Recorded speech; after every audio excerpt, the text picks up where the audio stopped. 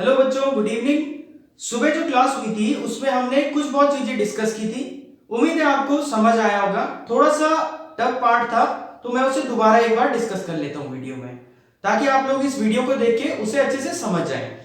सबसे पहले हम बात करते हैं इरेशनल नंबर क्या होता है। लास्ट वीडियो में हमने बात की थी रैशनल नंबर क्या होता है। आज हम बात करेंगे इरेशनल नंबर क्या होता है। तो ध्यान से बातों को समझते रहना।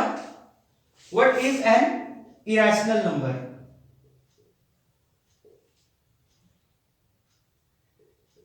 देखो, रैशनल नंबर की बात करें तो रैशनल नंबर क्या था जिसे हम p बाई क्यू की फॉर्म में लिख सकते हैं। तो इरेशनल नंबर वो हो गया जिसे हम p बाई क्यू की फॉर्म में नहीं लिख सकते हैं। ठीक है, अब आप लोगों को सीधा एग्जांपल्स ध्यान रखने हैं कि कोई भी नंबर अगर रूट की फॉर्म में लिखा गया है, कोई भी नंबर अगर रूट की फॉर्म में लिखा गया है, root 2, root 3, root 4, root 5, minus root 2, minus root 3, इस फॉर्म में कुछ भी लिखा गया है रूट के साथ, तो वो एक इरेशनल नंबर होता है। ये आप याद रखेंगे। क्लियर है?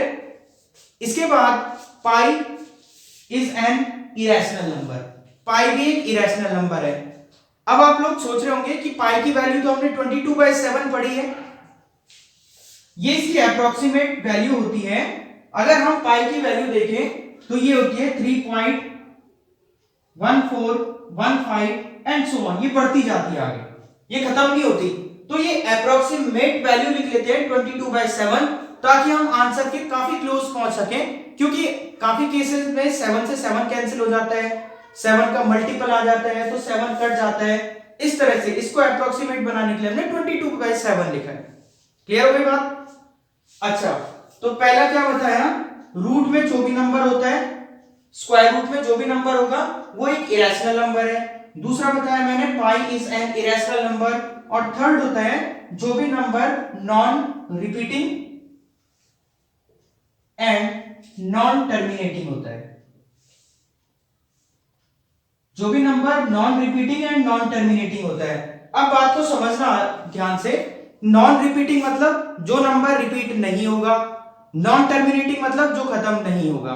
जैसे हम इसकी बात करें ना, इसको ध्यान से समझना, 3.1415 रिपीट तो नहीं हो रहा है, मतलब 14 के बाद 15 आ गया, उसके बाद भी कुछ और आ रहा होगा, रिपीट नहीं हो रहा है तो नॉन रिपीटिंग हो गया।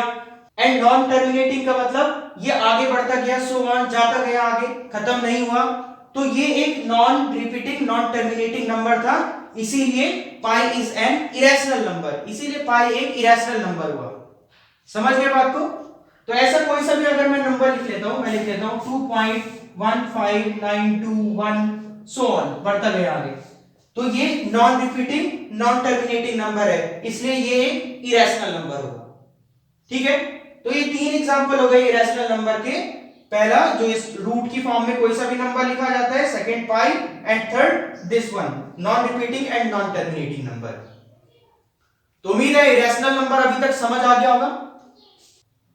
इरेशनल नंबर को समझने के बाद अब हम समझेंगे कि how to represent an irrational number in number line. जैसे मैंने कह दिया कि रूट 2 को नंबर लाइन में दिखाओ या रूट 5 को नंबर लाइन में दिखाओ, तो इसे कैसे दिखाना है, ये क्वेश्चन आप लोगों के पास इंपॉर्टेंट भी है और एग्जाम वगैरह में भी आता है। तो चलिए इसे डिस्कस करते हैं। First question is root 2। हमें रूट 2 को नंबर लाइन में दिखाना है।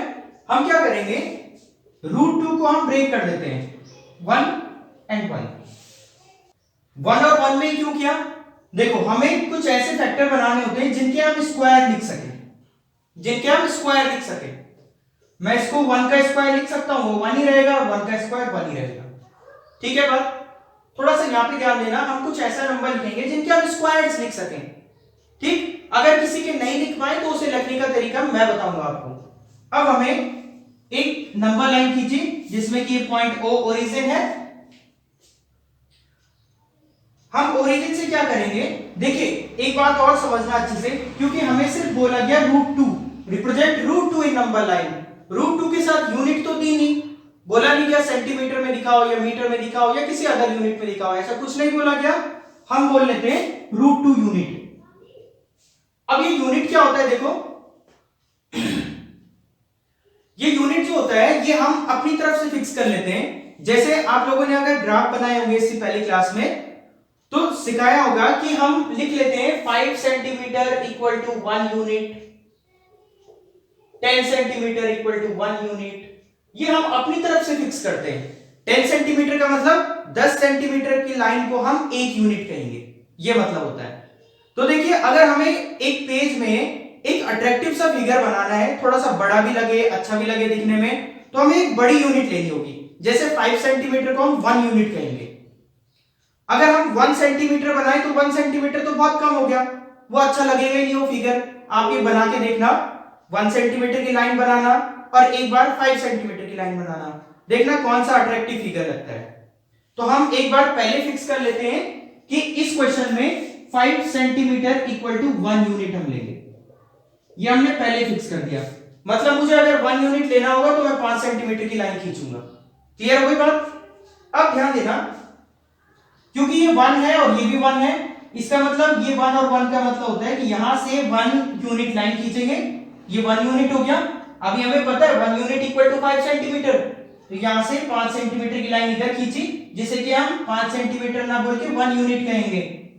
और इसी तरह से हम यहां भी 1 यूनिट लाइन खींचेंगे, मतलब वही हो गया 5 सेंटीमीटर यहां भी खींचेंगे। अब इससे इसको मिला दो आप लोग। इतना करने के बाद ये जो पॉइंट है यहां से और यहां मिलाते हुए एक आर्क हम ड्रॉ कर देंगे, इस तरफ को एक आर्क हम ड्रॉ करेंगे जो कि इस नंबर लाइन में टच होगा।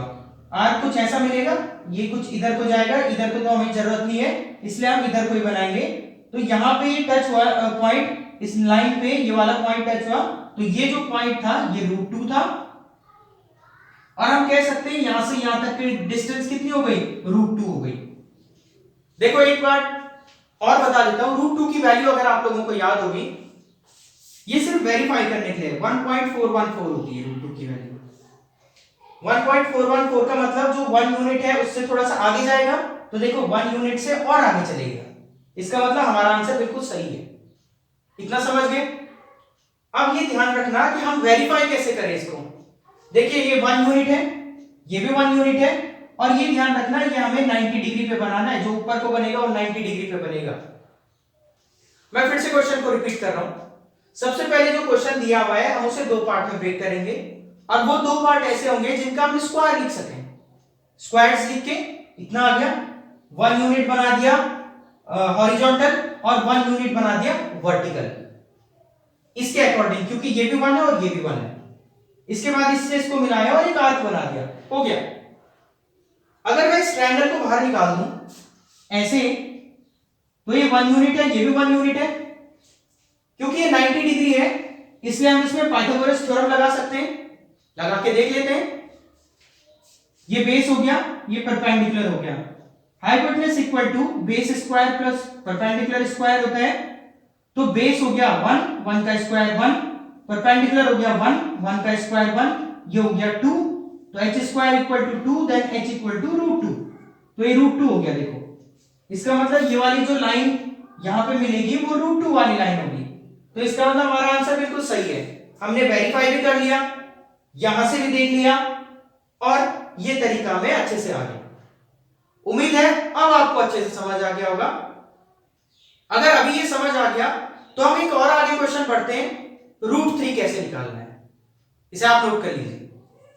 So the next question is represent √3 on the number line. अब हमें √3 को दिखाना है, तो देखिए वही कंसेप्ट फॉलो करते हैं। सबसे पहले √3 को ब्रेक करते हैं, हम 2 + 1 लिख सकते हैं, लेकिन यहां पे हमारी एक परेशानी हो गई कि हम 2 को किसका स्क्वायर लिखें। देखिए हम 1 को तो 1 का स्क्वायर लिख सकते हैं, 2 को 2 का स्क्वायर लिखेंगे तो 4 हो जाएगा, इसलिए हम 2 को क्या लिख सकते हैं? √2 का होल स्क्वायर। देखिए 2 था ना, इसे √2 का होल स्क्वायर लिख दिया। हमें पता है √2 से 2 कैंसिल हो गया तो बचेगा 2, तो 2 का 2 ही रहा, और हमने स्क्वायर के फॉर्म में भी लिख लिया उसे। ध्यान देना, √2 का स्क्वायर। समझ आ गई बात? तो एक हमारी लाइन बनेगी √2 की और एक हमारी लाइन बनेगी 1 की, एक √2 की और एक 1 की। ये हमारे ऊपर डिपेंड करता है कि हम हॉरिजॉन्टल किसे बनाते हैं, वर्टिकल किसे बनाते हैं। ठीक है, तो ये बात अगर समझ आ गई तो हम आगे बढ़ लेते हैं। अब हमारी परेशानी क्या है, सबसे पहले हमें √2, देखिए √2 की लाइन हम कैसे खींच सकते हैं, जो इससे पहले कंसेप्ट फॉलो किया। सबसे पहले हमने क्या किया, 1 लाइन बना दी इधर 1 यूनिट, फिर हमने सबसे पहले हम नंबर लाइन बना लेंगे, और जो इससे पहले काम किया था √2 निकाला था, हम वैसे ही काम करेंगे। सबसे पहले 1 यूनिट बना दिया ये, फिर 1 यूनिट ये बना दिया, तो हमें √2 मिल गया। अब देखिए हमें √2 वाली लाइन मिल चुकी है, अब हमें सिर्फ 1 वाली लाइन बनानी है, और 1 वाली लाइन हमेशा परपेंडिकुलर बनती है। मतलब अब हम यहाँ पे क्या करेंगे, 90 डिग्री का एंगल ड्रॉ करेंगे। 90 डिग्री हमें ड्रॉ करना आता है इस तरह से, तो हम यहाँ पे 90 डिग्री की एक लाइन बनाएंगे 1 यूनिट करते हुए। आपको पता है 1 यूनिट कैसे करना है, 5 सेंटीमीटर की लाइन खींचनी है। ये आप डिसाइड करेंगे कि आपको कितने सेंटीमीटर इक्वल टू 1 यूनिट मानना है।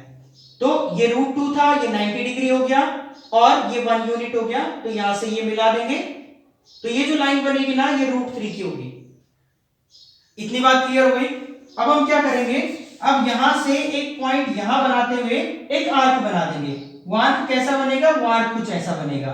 यहां पे आर्क मिल जाएगा, ये पॉइंट होगा √3, और हम कह सकते हैं यहां से यहां तक की लेंथ कितनी हो जाएगी, √3 हो जाएगी। इतना समझ आ गया। अब देखना, इसको हमें वेरीफाई करना है। मैं 2 तरह से वेरीफाई करना सिखा रहा हूं। √3 की वैल्यू आप लोगों को याद होगी 1.732। अगर ये 1 यूनिट है तो ये इससे आगे चले गया, इसका मतलब हमारा आंसर सही हो सकता है। एग्जैक्ट सही है या नहीं है ये नहीं पता हमें, लेकिन एक अंदाजा लग गया कि हमारा आंसर सही हो सकता है। 1 यूनिट से आगे चले गया, 1.732 इसकी वैल्यू होती है। अब एग्जैक्ट वेरिफिकेशन करते हैं। ये जो परपेंडिकुलर बना ये वाला, मैं इसको बाहर निकाल देता हूं। ये 90 डिग्री है, ये 1 यूनिट है, और ये √2, ये √2 वाली लाइन हो गई ये वाली, और ये 1 यूनिट हो गया। अगर मैं इसमें पाइथागोरस लगाऊं तो hypotenuse square equal to base है √2 का स्क्वायर, परपेंडिकुलर है 1 का स्क्वायर, √2 का स्क्वायर 2, 1 का स्क्वायर 1, तो मिलके हो गया 3, देन h इक्वल टू √3। तो जो ये वाली लाइन बनी वो √3 है। इसका मतलब हमने जो काम किया वो बिल्कुल सही किया है, प्रॉपर काम किया है। तो अभी आपको ये समझ आ गई होगी बात अच्छे से कि हमने √3 को कैसे ब्रेक किया, और हमें √3 नंबर लाइन पे कैसे दिखाना है। इतना समझने के बाद आप लोगों को एक काम दे, रिप्रेजेंट √8 इन नंबर लाइन। एक क्वेश्चन ये है आप लोगों के लिए घर में, और दूसरा क्वेश्चन है represent √11 in number line, and the next question is represent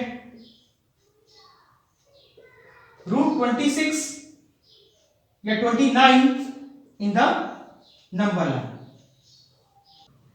तो ये 3 क्वेश्चंस आप लोगों ने घर पे करने हैं। आप प्रॉपर ज्योमेट्री बॉक्स का यूज कीजिए और इनको एकदम फाइन डायग्राम बनाइए इनके। इतना समझने के बाद अब हम कल की क्लास में मिलेंगे, और कल की क्लास का जो रिवीजन वीडियो होगा वो मैं कल शाम को अपलोड कर लूंगा। तो फिलहाल इस वीडियो में इतना ही रखेंगे। Thank you so much.